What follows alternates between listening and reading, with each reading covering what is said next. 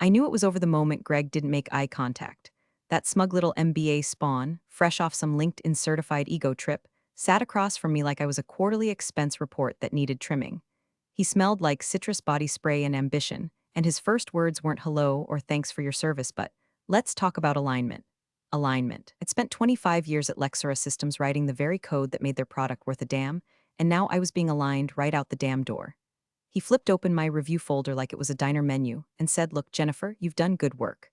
Really, but you've been here a long time. We need people who are agile, adaptable. If you're not happy," he smiled, that reptile kind of smile that never touches the eyes, "the door is right there." It wasn't rage, wasn't sadness. What I felt was a sort of bone-deep stillness. I looked at the team photo on my desk. 3 of those engineers I'd hired straight out of college. I remembered staying late with them through system crashes and botched updates, running on vending machine coffee and microwave popcorn. I remembered missing my sister's wedding because our load balancer failed mid-deployment. I remembered fighting for them when upper management wanted to outsource. Now this child was handing me a metaphorical participation trophy and a real termination folder. So I closed my laptop. No drama, no tears. I stood up, tucked the folder under my arm, and walked out. Past my team. Past the glassy conference room full of people pretending not to notice. Past the same HR woman who'd once asked me to mentor her niece. No one said a word. That kind of silence has gravity to it, drags everything down with it: respect, loyalty, history. But here's the part no one talks about. Sometimes silence is strategy. Before I go on, real quick, if you've been listening this far, maybe hit that follow button.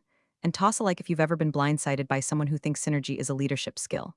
It seriously helps our team out, and hey, let's be real, 90% of you ghosts listening never hit subscribe. You know who you are. Anyway, I didn't go home right away. I went to the diner down the street, got myself a black coffee and a side of quiet. I sat in that red vinyl booth and just breathed. Not cried, not raged, just breathed. I didn't need to scream into the void, I was the void now.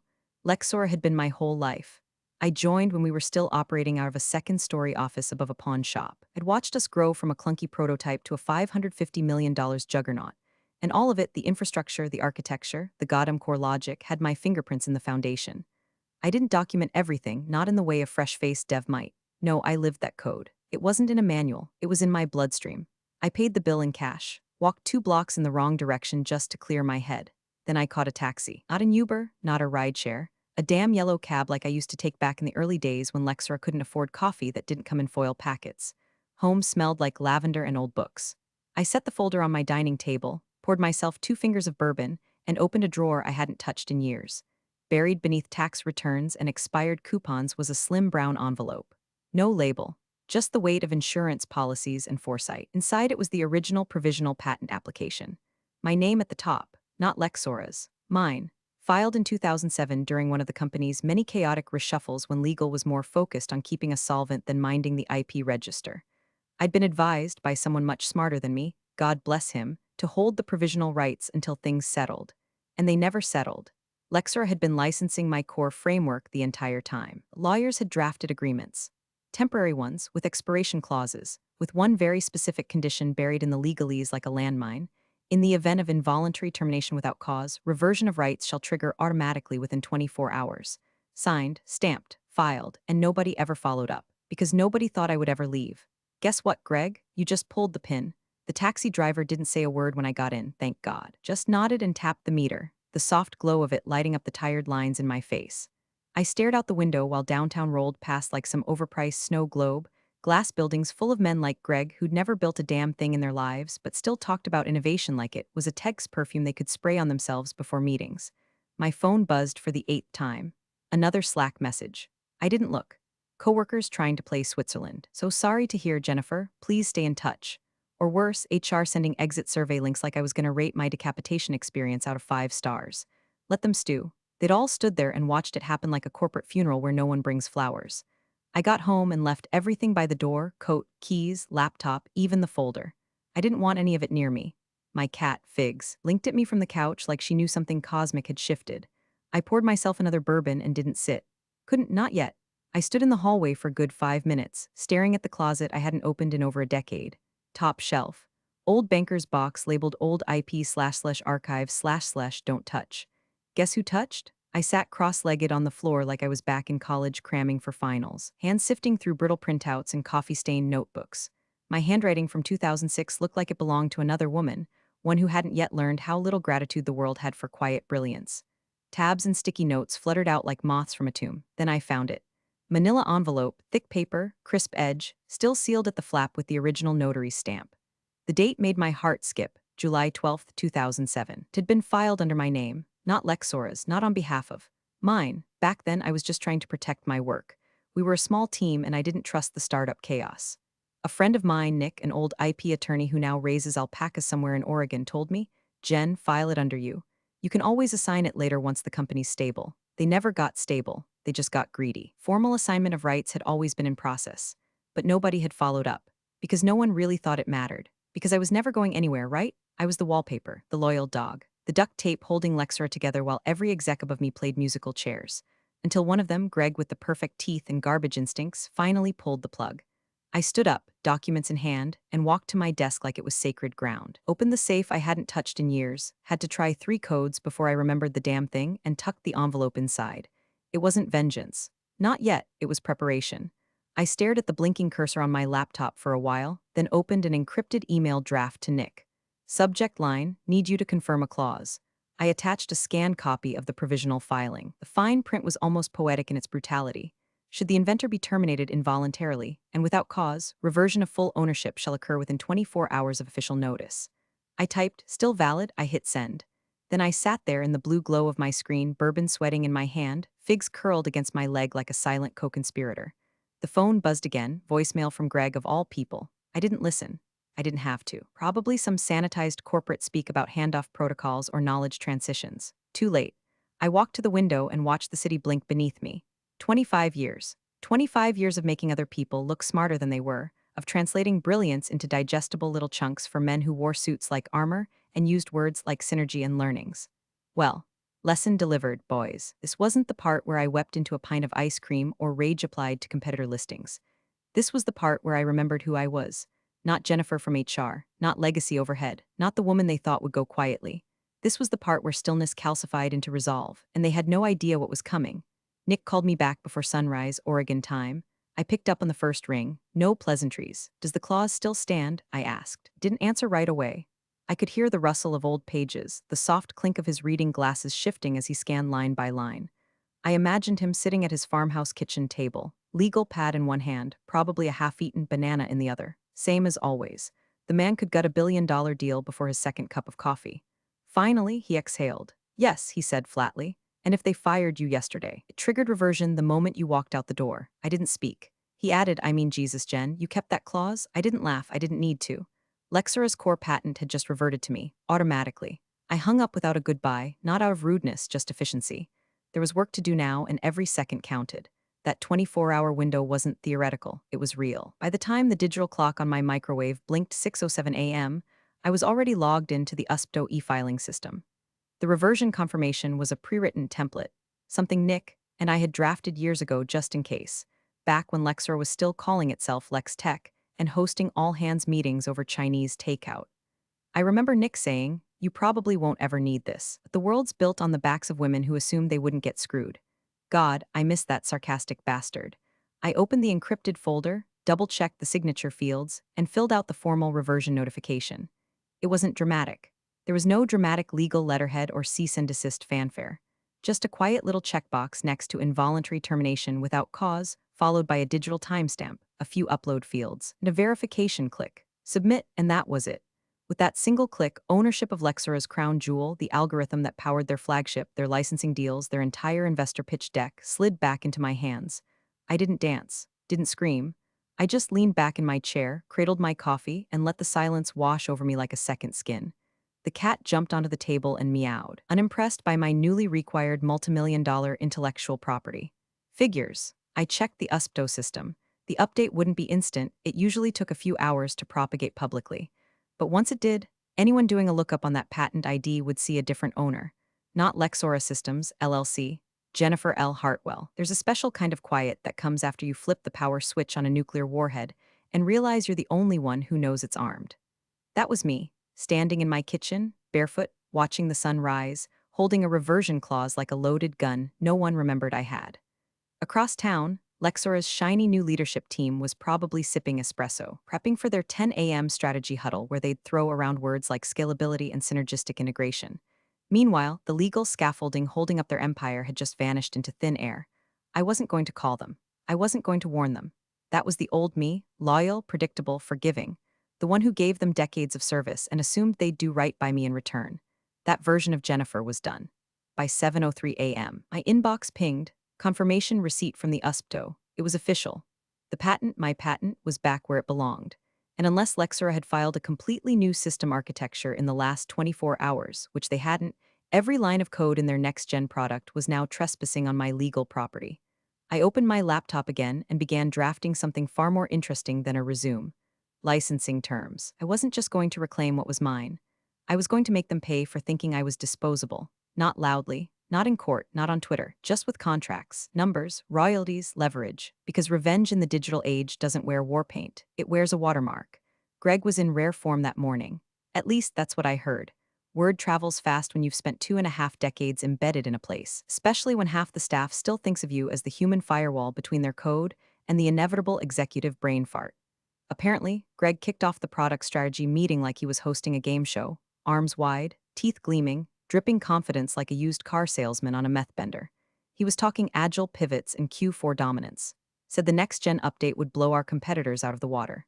Every feature, every enhancement, ran off the same algorithm I'd written in my basement during the Bush administration. You know, before we even had a server room. And not one person, not one, in that room had thought to check the USPTO filings that morning.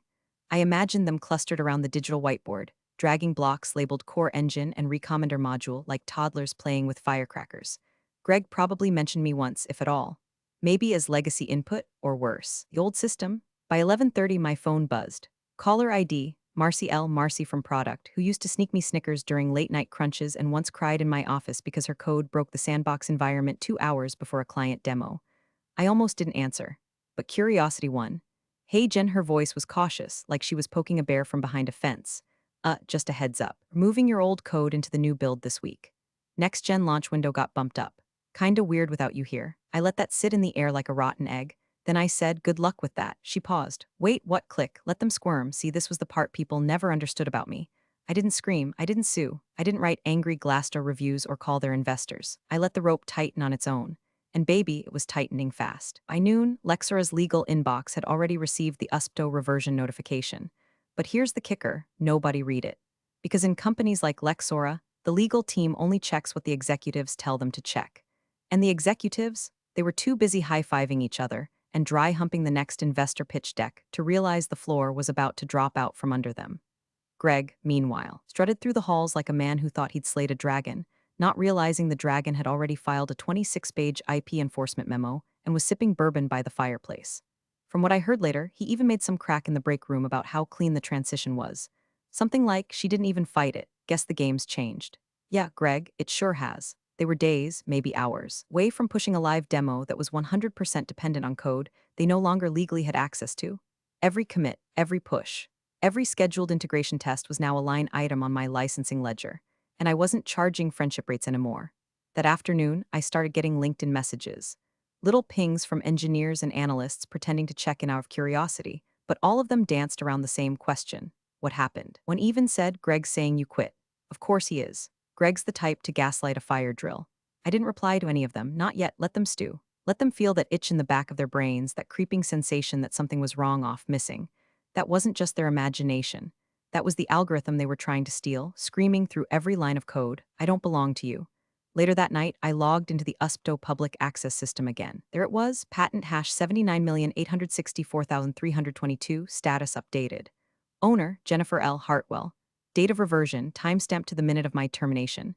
No red flags, no warnings, just a single name change that no one at Lexora had bothered to notice. But the clock was ticking, and the slow burn had begun. It started with a kid. One of those poor, overambitious summer interns Lexora scoops up from overpriced colleges and feeds into the legal department like chum into shark-infested waters. His name was Aiden, or maybe Ethan, doesn't matter. He was the kind of eager puppy who wore button-downs even on casual Fridays and highlighted documents in 3 colors like that was gonna save him from burnout. He was tasked with monitoring USPTO activity for competitor filings. Innocent enough. Just click around, look for anything weird, flag if necessary, a box to tick, until he typed in Lexora's own patent numbers and saw my name. I can only imagine the moment. His mouth probably dried up. Highlighter froze mid-stroke. Maybe he thought he clicked the wrong link. Maybe he refreshed the page 3 times like a glitch would magically undo a corporate aneurysm. But the truth just sat there, blinking on his screen. Inventor and owner, Jennifer L. Hartwell, effective date, 24 hours post involuntary termination. He flagged it.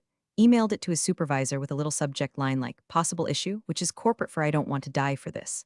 Legal read it, paused, probably reread it 5 times, then dug through their dusty agreement folder and found the clause, the one they'd filed and promptly forgotten, the one I'd slipped in like a silent tripwire 15 years ago. It was airtight. Lexora's shiny $550 million core technology was now legally squatting on property they didn't own, and they'd already sent out invites for the public demo. Greg, of course, handled it with all the nuance of a YouTube prank bro caught shoplifting. I'm told he laughed when legal brought it to him. Oh, it's probably a clerical glitch, he said. Clerical glitch. Like the USPTO just accidentally handed over the company's most valuable IP to the woman he fired 2 days ago. Then he doubled down. Told legal to keep it quiet until after the demo. Said they'd iron it out post-launch and accused the legal team of chasing ghosts. Ghosts. I'll be sure to etch that on his career's tombstone. Meanwhile, the product team kept working like everything was fine. They had no idea. They were running daily builds, scheduling final QA, printing glossy materials with buzzwords like proprietary tech and patent-protected AI architecture, all of which now technically belonged to me. They were building a house on land they didn't own. Every hour that passed tightened the rope. Because once you demo something publicly, once you claim it as your own under IP law, that's infringement. And infringement with knowledge, that's willful, which means triple damages. But Greg didn't care, or didn't understand, or both. He was too busy updating his LinkedIn with phrases like driving product innovation and revolutionizing industry verticals. Smug little emojis, #blessed. Legal quietly began drafting a worst-case risk memo. I know this because one of the junior attorneys forwarded it to a friend of mine who forwarded it to me. The subject line? Patent reversion urgent.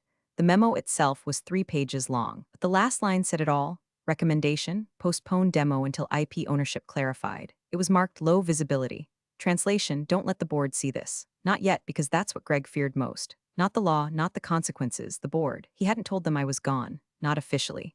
He'd buried it under a line item in the org chart update and phrased it like legacy realignment. He told them the next-gen system was ready, that everything was on schedule, that Lexora was cruising, so they still didn't know. And the demo was 3 days away. Tick, tick, tick. The call came at 6:12 a.m., just as I was spooning coffee grounds into the filter, still half in yesterday's hoodie and the same leggings I'd been wearing since Tuesday. I knew that number by heart, though I hadn't seen it flash on my screen in nearly 5 years. Hal Brennan, the founder, the ghost in Lexora's machine. He'd stepped back a decade ago, retreating to some lakeside compound in Vermont with bad reception and better scotch. But Hal wasn't like the VCs or boardroom windbags who came after. He didn't care about buzzwords or sleek dashboards. He understood the guts of the thing, knew the difference between flash and fire, which made it all the more insulting that he let people like Greg slither their way into the soul of what we built. I let it ring twice before I picked up. Jennifer? His voice still carried that slow thunder, aged bourbon and disappointment wrapped in static. Hal, I said, stirring my coffee. Long time. I just got an alert from USPTO. Patent 79,864,322, a pause, it lists you as the owner. I said nothing. Just waited. Is this some mistake? No, another beat, but that can't be. You assigned that to Lexora. No, Hal, I said calmly. I didn't. They never filed the final transfer. Remember, I was told it would be formalized after Series A. Legal got shuffled, then shuffled again. It never got done. He went quiet. I could hear the soft sound of him breathing, slower now. Processing. Jennifer, this is the core system. I know. He finally asked it. Why now? I let the question settle between us like dust in a server room. Then I said, because your people terminated me without cause. Because the clause we wrote 15 years ago kicked in. He groaned low, like an animal hit center mass. That was never supposed to be permanent. I trusted your people would honor the deal. Silence. They didn't, I said. Click. He hung up. I didn't expect an apology. I didn't want one. I just wanted him to understand. 10 minutes later, he was seen storming into Lexora HQ. I got the play-by-play from 3 different people within the hour. One said he came through the front doors like a hurricane in leather loafers. No appointment, no entourage, just the founder, face red, hair wild, waving a printed copy of the patent listing like it was a death certificate.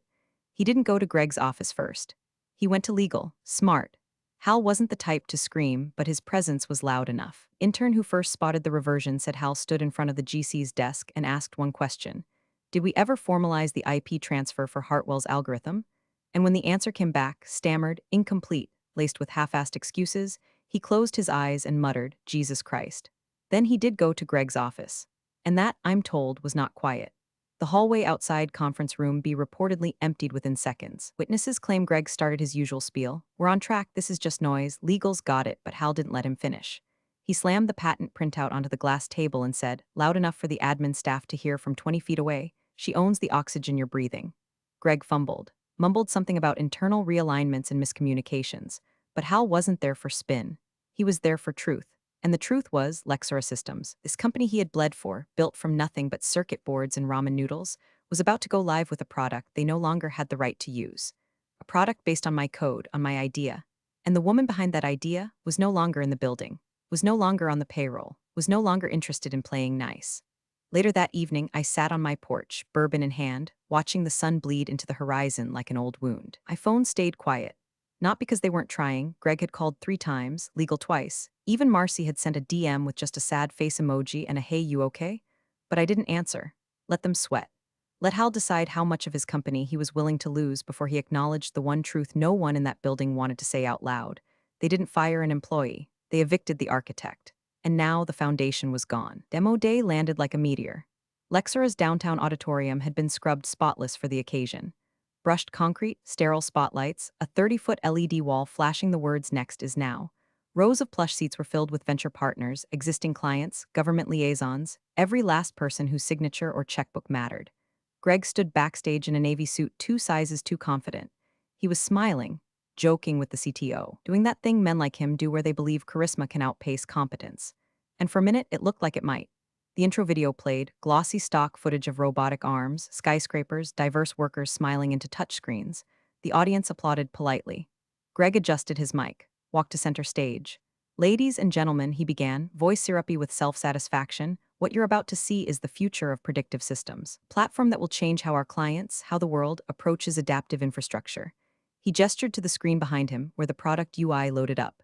Sleek, familiar, mine. In the next 10 minutes, he said, we'll walk you through our most advanced iteration yet, powered by our proprietary engine, developed right here at Lexora. That's when legal moved. Not fast, not panicked, just silent. A tall, gray-haired woman in a blazer 3 shades too dark to be accidental. She stepped onto the stage from the wing and leaned in, her mouth close to Greg's ear. I wasn't there, but I know what was said. We can't demo that system. We don't own the patent anymore. Greg blinked, laughed too loud. Excuse me, small technical hiccup, he told the crowd. Give us just a moment. He stepped aside with legal. The mic was still on. The whole front row heard him whisper, what are you talking about? We've always owned that code. No, Greg, she replied, you never did. Jennifer Hartwell owns the IP. The reversion is final. It's logged. It's live. If we demo this, we're in willful infringement territory. The blood left Greg's face like it was called home. A handful of whispers started in the back. Phones lit up. 2 people near the investor section pulled up the USPTO site right there in their laps. Patent hash 79,864,322. Click, scroll, read. Owner Jennifer L. Hartwell. Date updated 3 days ago. The demo feed on the giant screen froze. The placeholder UI hovered there like an open secret. The whole room waited. The silence thickened into something jagged. From the very back, Hal Brennan stood. No words, no motion, just his presence. Watching, arms crossed. His expression unreadable. Not surprised. On stage, Greg cleared his throat. It appears we'll need to postpone our demonstration of the core system, he said, fumbling for the right lie. Due to unexpected legal review and an asset verification. No one applauded. The CTO looked like he wanted to crawl into the floor. Legal stood at a perfect, neutral attention beside Greg, arms folded, unblinking, unbothered. Then it happened. An investor, a woman from Draper something, stood up. She held up a sheet of paper. Jennifer L. Hartwell's name printed in bold. I believe this is the patent registration, she said. The one referenced in your marketing? Greg squinted. I'm not sure where that came from, public record, she said. We all have it now. More papers began to circulate. A full printout of the USPTO listing, along with the reversion clause in plain language. Someone had emailed it to the room. No one looked at the stage anymore. They were reading, sharing, connecting the dots. That code, that system, that wasn't Lexora's, it was hers. Jennifer wasn't in the room, but her name was everywhere, on the documents, in the code, etched into the very DNA of the company Greg had claimed to lead. One exec whispered to another, did you know she was gone? No, the reply came. Wasn't even on the last staffing report. By the time Greg tried to salvage it, rambling about roadmap transparency and new partnerships, Hal had already left the back row. Quietly, deliberately, the demo was dead. The silence louder than any failure they'd planned for, and no one noticed the absence of applause. They noticed mine. The emergency board meeting was called under the euphemism of strategic review. That's how you know it's bad. No donuts, no agenda slides, just suits and panic in recycled air. The room was smaller than you'd expect for a billion-dollar company. Frosted glass walls, polished oak table that still had a water ring from a champagne toast 3 quarters ago. 12 chairs filled with people who hadn't touched code in 20 years but held more power than any engineer ever would. Greg was already there when the board filed in. Tie loose. Collar damp. His laptop open, fingers twitching over the keyboard like a man who thought maybe, just maybe, he could PowerPoint his way out of this. He couldn't. The general counsel stood at the head of the table, a single page in hand. She didn't sit, didn't soften. Just read, per Section 9, Subclause D, of the original IP provisional assignment. Upon involuntary termination without cause, full ownership rights shall revert to the original filer of record within 24 hours of formal notice. She looked up. The formal notice of termination was filed electronically by HR at 4:03 p.m. Monday. Reversion was processed by the USPTO at 4:07 p.m. Tuesday. She laid the page on the table. Nobody touched it. Greg leaned forward, tried to smile. Let me clarify, this wasn't some hostile firing, it was a performance issue. Jennifer didn't adapt to modern processes. She was disengaged, low energy. The team needed new direction. The room remained still, just the soft hum of the HVAC. Hal was the last to speak. He didn't raise his voice, didn't even look directly at Greg. Just stared out the window as he said, "You fired the architect of our entire product line?" Without a legal transfer in place, it wasn't a question. Greg opened his mouth to respond, but nothing came out. He was sweating now, not the nervous kind. The kind that comes from realizing the ground under you isn't ground at all. It's quicksand. One of the board members, a silver-haired man from capital markets, spoke next. Did anyone in legal flag this clause before termination? The GC didn't flinch. No one asked us to review the original filings. We were not looped in on her departure. Hal turned now. Full attention on Greg, so you didn't just fire her. A pause, you hid it. Greg's hands spread out in front of him like a man trying to explain away a house fire he started with scented candles and ego. The board approved the reorg, the board, Hal said, cutting him off. Proved a strategic realignment. Not the elimination of the company's legal claim to its only proprietary product. The silence that followed wasn't empty. It was dense, thick with realization, with consequence. Jennifer wasn't there, didn't need to be. Her presence filled the room anyway, in every contract clause, in every updated filing, in every NDA they now had to comb through to figure out just how deep this screw-up went. One of the newer board members, a woman who joined post-Series D, flipped through the printed patent packet and muttered, "She never even transferred it." "No," said the GC, "she let us use it under a temporary license." Good faith, and now? The GC looked up. "We're in violation." "Jesus," someone whispered. Greg wiped his forehead. His once crisp shirt clung to him now. "Okay, but look, we can fix this. We'll negotiate. We'll offer her a comp package, some equity. She'll come around." Hal's eyes narrowed. "You think this is about money?" Greg blinked. "This isn't about money," Hal said. "This is about respect, legacy, control. She was the product. And now she owns it again, because you didn't understand what she was worth." No one dared reply. Greg looked around the room, searching for support. All he found were eyes turned downward. The CFO took off his glasses and rubbed the bridge of his nose like he was calculating how many zeros would be in the damages estimate. The GC collected the documents. "Unless Miss Hartwell voluntarily returns rights, we can't use the core system. Not in demo, not in production, not in R&D. Another board member spoke. "So, what can we use?" Greg tried to speak. No one let him. And from somewhere beyond the walls of that meeting room, Jennifer sat quietly in her home office, sipping from a chipped mug, watching the sunrise burn over the skyline. She didn't need to be there. She was already everywhere. I woke up to the kind of silence that only happens after something has exploded. The sun was barely up, a sliver of pale light pushing through the blinds, casting bars across the ceiling like I was in a holding cell. My phone lay face down on the nightstand, vibrating so hard it nearly fell off. When I turned it over, I didn't see the lock screen, just numbers. 243 missed calls. It didn't even show names anymore, just more. The notification bar was a massacre. Voicemails, texts, Slack pings from inactive accounts, 2 urgent emails flagged from Lex are illegal, a DM from Marcy that just said holy SHT, and one from Hal. I scrolled for a moment. Didn't open a thing. Then, like I was brushing a speck of dust from my shoulder, I pressed call back on the most recent missed call from Hal Brennan. He picked up on the first ring, no greeting, just raw sandpaper panic. "Why does the USPTO list you as the owner?" I took a sip of my lukewarm coffee, stretched out on the couch, cat nestled behind my knees. "Because it always did," I said evenly. "I just let you use it." Silence. Then quieter. "Jennifer, what do you want? Not can we fix this? Not how do we walk it back? Not even I'm sorry." He already knew none of that mattered anymore. I didn't answer him on the phone. I didn't need to. 10 minutes later, I sent an email. The subject line was one word, terms. Inside was a bullet point list. Calm, surgical, no legalese, no filler. Full buyout rights for Lexera Systems to relicense patent hash 79,864,322. Eight-figure royalty agreement retroactive to the date of termination. Seat on the board with voting privileges non-negotiable.